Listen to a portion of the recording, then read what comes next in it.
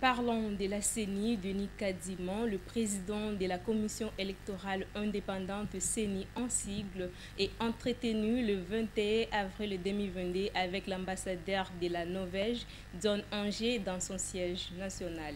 Sephora Long. Le chef de mission diplomatique norvégienne a réaffirmé au numéro 1 de la centrale électorale le soutien financier de son pays au processus électoral en cours en RDC, relevant qu'il s'est déjà engagé via le programme des Nations Unies pour le développement en vue d'accompagner la CENI dans l'organisation des élections que tous souhaitent inclusives, transparentes et crédibles. J'ai eu l'occasion d'échanger avec le président de la CENI sur les préparations pour les élections de 2023. La Norvège veut bien être un partenaire pour que les élections soient transparentes, crédibles et inclusives.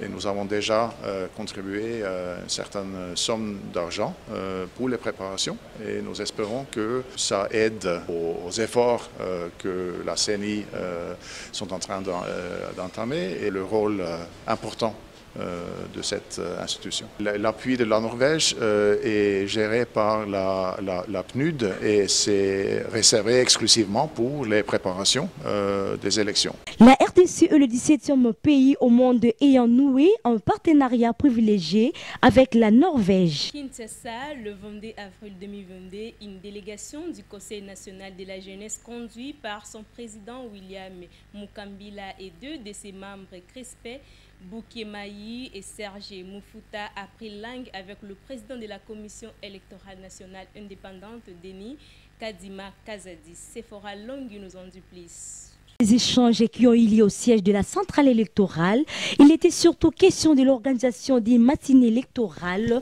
prévue le 4 mai 2022, dont les districts de la Tchangou constituent le point de départ d'une démarche initiée par le Conseil national de la jeunesse qui va s'attendre à travers le territoire national.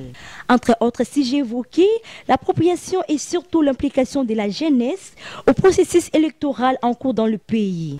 D'un exercice démocratique, c'est lui l'approche des nouvelles élections pour 2023 avec la démarche initiée par le Conseil national de la jeunesse dont j'ai la charge de représenter ici.